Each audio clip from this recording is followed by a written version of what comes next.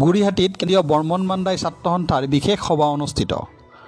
ওদালগুৰি জিলাৰ খৈৰাবাৰীৰ সমীপৰ গুৰিহাটীত কেন্দ্ৰীয় বৰ্মন মাণ্ডাই ছাত্ৰ সন্থাৰ এখন বিশেষ সভা অনুষ্ঠিত কৰা হয়। উক্ত সভাত বৰ্মন মাণ্ডাই জনগোষ্ঠীৰ উন্নয়নৰ দিশ, শিক্ষা, আৰ্থ-সামাজিক দিশ উন্নয়ন সম্পৰ্কে বিশদভাৱে পৰ্যালোচনা কৰা হয়।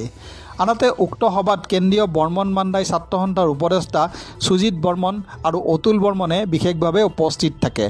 ইপিনে উক্ত গুৰুত্বপূৰ্ণ সভাখনত কেন্দ্ৰীয় বৰ্মন মাণ্ডাই ছাত্ৰ সন্থাৰ সাধাৰণ সম্পাদক পদুম বৰ্মন আৰু কেন্দ্ৰীয় মহিলা সমিতিৰ সম্পাদিকা বিনীতা বৰ্মনে উপস্থিত থাকি ৰাইজক উদ্দেশ্যি ভাষণ প্ৰদান কৰে।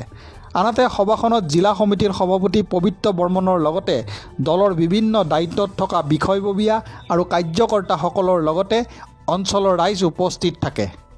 খুব সোনকালে যাতে আমাৰ এইবিলাকৰ পৰা উন্নতিৰ পথত যাওঁ আৰু আমি এটা ভাল স্থান পাওঁ। তেখেতসকলে যিদৰে সন্মান পায় আমাৰো যাতে সেইটোৱে সন্মানৰ স্থান আহি পায়। সেইকাৰণে আমি সকলোৱে মিলি চেষ্টা কৰিব লাগিব, কষ্ট কৰি ল'ব লাগিব। অকল আমি মানে এই 4-5জনটো কষ্ট কৰিলেতো একো নহয়, আপোনালোকেও সহায় সহযোগিতা কৰিব, আগবাঢ়ি আহিব।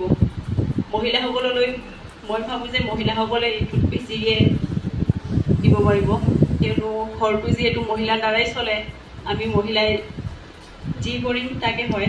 এটা মহিলাৰ হাতত ইমান ক্ষমতা শক্তি থাকে, মহিলাই ঘৰ বনাবও পাৰে আৰু ভাঙিবও পাৰে।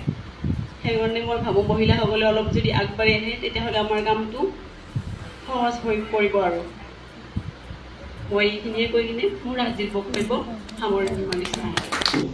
আমাৰ একো ধৰণৰ আমি সা সুবিধা পোৱা নাই, লগতে আমাৰ জাতিৰ উন্নয়ন হোৱা নাই।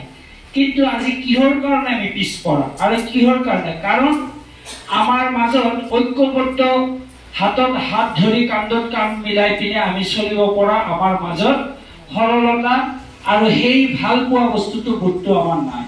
প্ৰথমতে মই সকলোৰ ওচৰতে এই মিনতি আৰু প্ৰাৰ্থনা জনাম যে আপোনালোকে সকলোৱে আগত একতা হ'ব লাগিব। আৰু একতাৰ কাৰণে একতা হ'বলৈ গ'লে আমাৰ প্ৰথম কিছু লক্ষণ থাকিব লাগিব। আপোনালোকে আমাক বিশ্বাস দিয়ক। আপোনালোকে বিশ্বাস হেৰুওৱা হৈছে, মই এইটো ভালকৈ জানো, মই নিজে উপলব্ধি।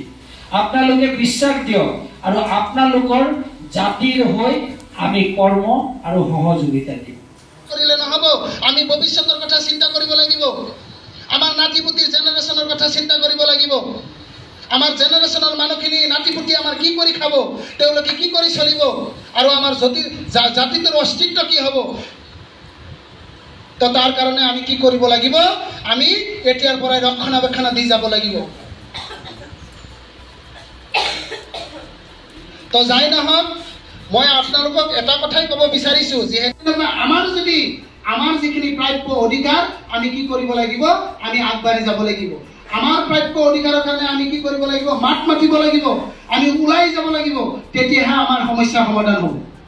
আমি ঘৰত বহি থাকিলে কোনো আমাক যাচি নিদিয়ে। তাৰ কাৰণে আমি কি কৰিব লাগিব? আমাৰ ঘৰৰ ভিতৰত আমি কি কৰিব লাগিব? আলোচনা বিলোচনা কৰি গোটেইবিলাক